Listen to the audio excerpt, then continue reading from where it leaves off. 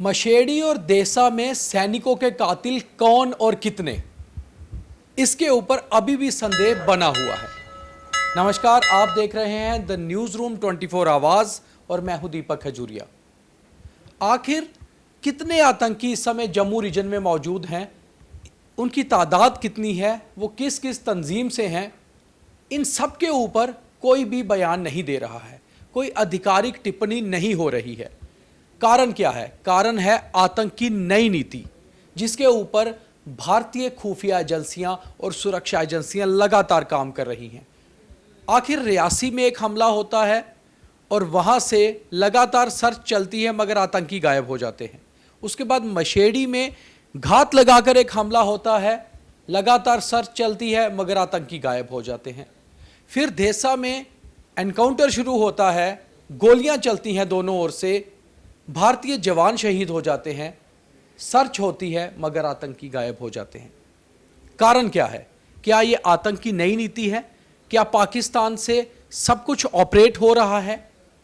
जिस तरह से मुंबई हमले को पाकिस्तान में बैठे हुए आतंक के सरगनाओं ने ऑपरेट किया था और यह बताया जा रहा था कहां कहां क्या करें, क्या कुछ ऐसे तंत्र इस बार घुसपैठ करने वाले आतंकी साथ लेकर आए हैं जिनको ट्रिगर तो पाकिस्तान से हो रहा है? क्या ऑपरेट भी पाकिस्तान से किया जा रहा है कि कहां कहां हमला करना है और कैसे गायब होना है? जानकारी जो सुरक्षा एजेंसियों के पास है इस समय वो ये है कि देसा के ऊपरी पहाड़ियों में 5 से 6 आतंकियों का एक ग्रुप है, उनके साथ 1 या 2 OGW भी हो सकता है। इनकी तंजीब कौन सी है इसका पता नहीं। क्या ये आतंकी मशेड़ी वाले हैं या रियासी वाले, इसका भी पता नहीं। तो आखिर आतंक की नई नीति क्या है? मारो और भागो और फिर अगला टारगेट। इन सब पे हम पूरा मंथन करेंगे हमारे editor in chief Pawan Sharma ji के साथ। हम लगातार अपने सूत्रों के भी संपर्क में हैं, जो एक्सपर्ट हैं उनसे भी बात कर रहे हैं कि ये सारा माजरा क्या है, तो इसके ऊपर आपके तक भी जानकारी पहुंचाते हैं। पवन जी नमस्कार। ये क्या कारण है कि नई नीति आतंक ने अपना ली है और कितने आतंकी हैं? क्या ये सेम है? कुछ पता नहीं चल रहा। देखिए, आतंकियों की संख्या को लेकर सरकार भी पशोपेश में है। तमाम जो इंटेलिजेंस एजेंसियों का अपना अपना इनपुट है, आर्मी का, BSF का, पुलिस का अलग अलग इनपुट्स हैं। हालांकि पुलिस के DGP ने यह भी कह दिया कि संख्या मायने नहीं रखती है, तादाद मायने नहीं रखती है, जब मारना है तो इनको मारना ही है। लेकिन ये जो नीति है ना, हमला करो, मारो, भागो, अपने आप को बचाओ, ये 11 अक्टूबर 2021 को शुरू हुई थी, जब पुंछ के चंबरेल साइड में पहला अटैक हुआ था, जिसमें 5 जवान शहीद हुए थे। उस समय भी इसी तरह से अटैक करके आतंकी भागे थे, जंगल में छिप गए थे।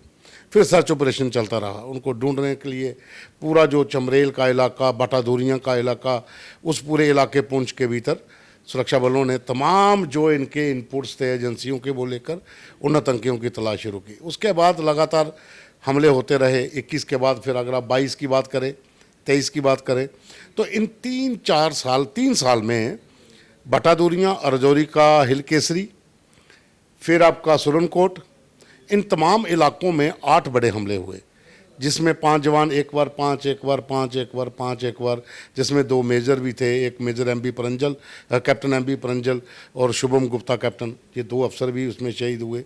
हालांकि आतंकी भी वहाँ मारे गए। कारी को मारना भी एक बड़ी उपलब्धि थी, जो एक घर में आके छिपा था। उस दौरान एक समय बीच में पड़ता था, यानी कि एक हमला हुआ तो फिर 5-6 महीने का समय होता था।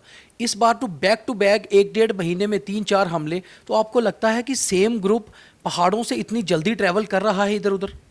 देखो, पिछले 7 महीनों का आंकलन अगर हम करें तो 7 बड़े हमले हुए हैं, जिसमें 9 लोग शिवखोड़ी में मारे गए, एक मिलिटेंट मारा गया हीरानगर में, 2 मिलिटेंट मारे गए, 1 जवान शहीद हुआ। मछेड़ी में 5 जवान शहीद हो गए, डोडा में 4 जवान शहीद हो गए, डोडा में 3 आतंकी मारे गए, बसंतगढ़ में एक BDG का जवान जो है शहीद हुआ। कई जवान, लगभग 50 के करीब जवान, जहाँ सिविलियंस घायल हुए हैं, जो इनके हमले हुए हैं। लेकिन ये अब एक नई टेक्निक के साथ काम कर रहे हैं। ये क्या करते हैं कि एक जगह पे हमला किया, क्योंकि जो एम्बुश लगाकर हमला करना होता है, घात लगाकर, आपकी जब तक रीइंफोर्समेंट पहुंचनी है तब तक ये इलाका छोड़ चुके होते हैं। क्योंकि जब आप एक पार्टी को ट्रैप करके हमला करते हो, वहाँ पर जो घायल होगा वो बचेगा, वो इन्फो पीछे देगा रीइंफोर्समेंट के लिए। अगर कोई नहीं बचेगा तो वहाँ पर जो लोकल्स होंगे वो पीछे इन्फॉर्मेशन देंगे, तो गैप बहुत हो जाता है। जब गैप हो जाता है तो फिर आतंकियों को ढूंढना मुश्किल हो जाता है। देखिए, सेना की एक नीति है और ये आदेश भी है, हर बटालियन में कहीं पर भी होगी, सिंगल मूवमेंट नहीं होगी। आपकी गाड़ी सिंगल ट्रैवल नहीं करेगी, उसके साथ आपका बैकअप होगा। अगर एक गाड़ी के ऊपर अटैक होता है, दूसरी गाड़ी रीइंफोर्समेंट के लिए पीछे इन्फो दे सकती है और आतंकियों को उलझाए रखती है ताकि रीइंफोर्समेंट आए और ये भाग ना सकें। जब आप सिंगल गाड़ी में मूव करते हो, जब ट्रैप में आ जाते हो, फिर आपकी इन्फो पीछे नहीं पहुंचती है, रीइंफोर्समेंट नहीं पहुंचती है, आतंकियों को मौका मिल जाता है। अब मशेडी में क्या हुआ, हमला हुआ, घायल जवान लड़ते रहे, डट के लड़े। उन्होंने अपने आप को भी बचाना था, आतंकियों को भी मारना था और अपने जो घायल साथी थे उनको भी वहाँ से रेस्क्यू करना था। वो हमने वीडियो चलाया था अपनी चैनल पे कि किस तरह से जवान जो हैं वो अपने घायलों को लेके भाग रहे हैं। लेकिन कहानी ये थी कि जब तक रीइंफोर्समेंट आती वो लोग एरिया छोड़ चुके थे। और जो जंगल इतना घना जंगल है, ये पूरी जो बेल्ट रजौरी पुंछ से शुरू होती है, सियोजधार जो चंबा के साथ, चंबा तीसा के साथ टच होती है, इन इलाकों में मैंने ट्रैवल किया हुआ है। ये बहुत घना जंगल है, यहाँ के अंदर नेचुरल केव्स बहुत हैं। ऐसी नेचुरल केव्स हैं कि आप बमबारी भी करोगे तो भी आतंकी अंदर जो है वो सेफ रहते हैं। और जी, ये जो कल देसा में हुआ है, इसके बाद जो हमारे सूत्रों का कहना है कि स्ट्रेटजी बदली गई है सुरक्षा बलों द्वारा भी। जो इंटेलिजेंस एजेंसीज हैं हमारी इंडिया की, वो भी अब इस बात पे काम करना शुरू कर गई हैं कि कुल इन्फिल्ट्रेशन पिछले 3-4 महीने में कितनी हुई, उनमें से कितने आतंकी यहाँ आए, किस किस ग्रुप में रहे, और क्या ये सारे ग्रुप इकट्ठे हो गए हैं इस समय देसा में, या फिर कुछ ग्रुप अलग हैं। क्या रियासी वाला ग्रुप ही डोडा गया था, क्या मशेड़ी वाला ग्रुप डोडा पहुँच चुका है। तो इनके ऊपर काम कर रहे हैं, क्योंकि अल्टीमेटली बात वही है कि हम लड़ भी तभी सकते हैं अगर तादाद पता हो। अगर हम इस बात पे आ जाएंगे तादाद को क्या करना है, तो फिर हम लड़ नहीं पाएंगे। इसमें एक चीज़ और है, आप सही आंकलन नहीं कर सकते हो कि इन्फिल्ट्रेशन कितनी हुई है, क्योंकि बीएसएफ कहेगी इन्फिल्ट्रेशन हुई नहीं, हमने तो बॉर्डर सील किया है। कहाँ से जाएंगे? नेपाल से आ रहे हैं क्या बाय बस, या फिर पंजाब की सीमा से आ रहे हैं? ऑफिशियल स्टेटमेंट है पुलिस और आर्मी के भी कि फ्रेश इन्फिल्ट्रेशन हुई है। वही तो मैं कह रहा हूँ कि तभी तो मैंने कहा कि जो इंटेलिजेंस नेटवर्क है उसके अंदर खुद पशोपेश है। बीएसएफ कहती है कि यहाँ से कोई इन्फिल्ट्रेशन नहीं हुई है, कोई टनल फाउंड नहीं हुई है, हमने पूरा एंटी टनल ड्राइव चला ली है और हमारी चौकसी इतनी है कि निकलना मुश्किल है। कुछ एक इलाके हैं जहाँ से निकल सकते हैं और वो एजेंसीज को भी पता है कि वहाँ से, लेकिन कितने लोग इन्फिल्ट्रेट हुए हैं ये अलग अलग आंकड़े हो सकते हैं। लेकिन कहानी ये नहीं है कि कितने लोग इन्फिल्ट्रेट हुए हैं, कहानी ये है कि उन लोगों को कितने लोग शेल्टर दे रहे हैं। आप कह रहे थे जैसे रियासी वाला ग्रुप, अगर रियासी में जो बंदा पकड़ा गया है, रियासी पुलिस का थैंक्स है कि उन्होंने एक OGWG को पकड़ा जिसने माना कि मेरे घर में ये 3 लोग रहे, मुझे 6,000 रुपया दिया और मैं इनको हमले वाली जगह पे लाया, वहाँ से मैं वापस इनको दूसरी जगह ले गया।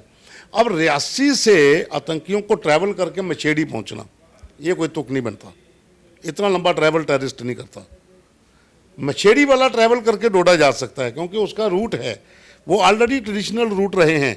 बनी बसोली मशेड़ी का जो ट्रैक है, इस एक समय में 90s 94 95 में अगर रियासी से भी डोडा जाया जा सकता है, तो यानी कि 2-3 अलग अलग ग्रुप डोडा में मिले हों, ऐसा पॉसिबिलिटी है। तो रियासी से डोडा जाया जा सकता है, इसमें कोई शक नहीं है, क्योंकि रियासी की जो हिली रेंज है पूरी वो डोडा से, क्योंकि जब क्यों नहीं जाया जा सकता, जब ऑपरेशन सर्प विनाश हुआ था पुंछ में, जो सुरनकोट की पहाड़ियों के अंदर हिल काका में, वहाँ से तो आतंकी डोडा तक जाते थे, रियासी तक जाते थे वहाँ से, क्योंकि उस समय के हालात और आज के हालात में फ़र्क है।